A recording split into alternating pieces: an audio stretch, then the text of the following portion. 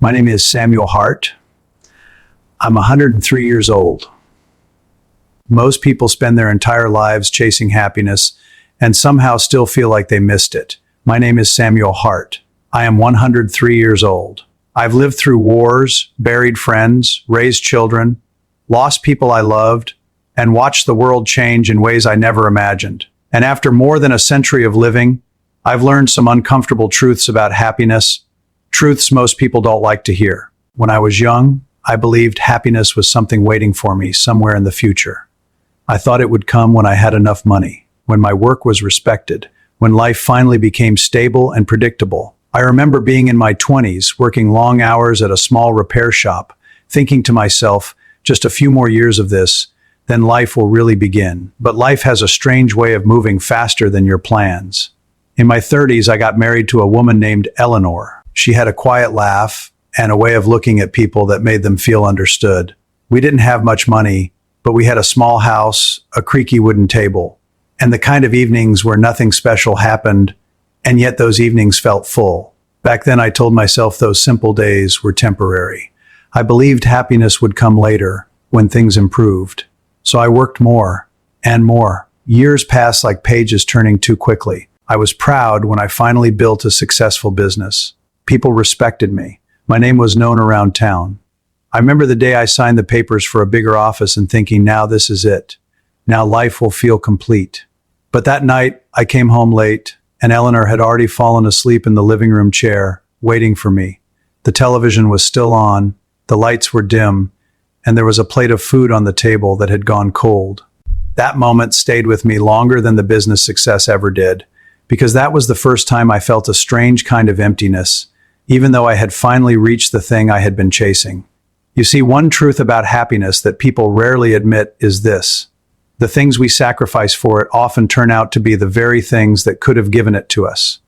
I learned another truth in my 40s. By then we had 2 children, a son who loved to take things apart just to see how they worked, and a daughter who asked endless questions about the world. They grew up faster than I expected.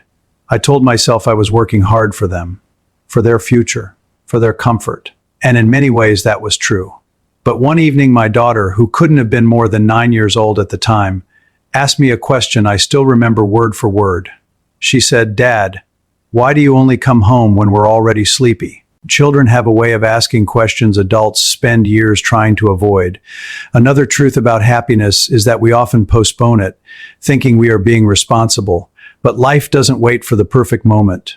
By the time I turned 60, the house had become quiet. My son had moved to another city. My daughter had started her own family. Eleanor and I suddenly found ourselves sitting across from each other at the same old kitchen table where so many years had passed. One night, she looked at me and said something gentle but honest. She said, "Samuel, do you remember how we used to talk for hours?" And the truth was, I didn't remember when that stopped. Not because I didn't care, but because somewhere along the way, I had convinced myself that happiness was always waiting just a little further ahead.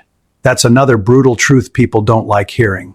Happiness rarely lives in the future. It quietly lives in ordinary moments we're too busy to notice. I've had a long life to think about these things. At 72, Eleanor passed away after a short illness.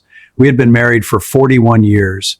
I remember sitting in the hospital room after she was gone, looking at the empty chair beside the bed, and realizing something that hit me harder than anything I had experienced before. You can spend decades believing there will always be more time, until suddenly there isn't. After she passed, I found myself remembering small things I had overlooked for years. The way she hummed softly while cooking, the notes she left on the refrigerator reminding me to buy milk, the way she always waited up for me, even when she was tired. Those were not grand moments, but they were the real pieces of happiness I had been stepping over while chasing something bigger. Another truth I've learned after 103 years is that happiness does not come from controlling life. Life cannot be controlled. Wars happen. Economies collapse. People you love leave this world far sooner than you expect. What matters is how present you are while life is happening. In my 90s, I began walking every morning through the same small park near my house. At that age, you move slower. You notice things younger people rush past. I started noticing the way sunlight moves through tree branches in the early morning, the way strangers smile at each other without needing a reason, the way children laugh without worrying about tomorrow.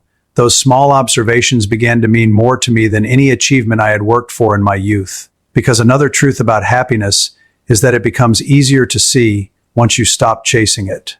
At 103 years old, most of the people I grew up with are gone.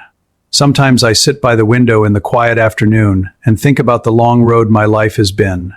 All the ambitions, all the worries, all the years I spent thinking happiness was something I had to earn. And if I could sit across from my younger self, the man rushing through his 30s believing life would slow down later, I would tell him something simple. I would tell him that happiness is not hiding in some distant future. It is sitting at the dinner table with people you love. It is listening when someone wants to talk. It is being present on an ordinary Tuesday evening that will one day become a memory you wish you could visit again. Most people think the hardest part of living to 103 is the aches in your bones, but the real weight of old age is memory. You remember how quickly everything passed, and how many beautiful moments looked ordinary at the time. So if you're listening to an old man who has watched more than a century come and go, I'll leave you with this. Don't spend your life preparing to be happy someday. Look carefully at the life already sitting in front of you, because one day, much sooner than you expect, you'll look back and realize that the moments you thought were just part of the journey were the happiness you were searching for all along.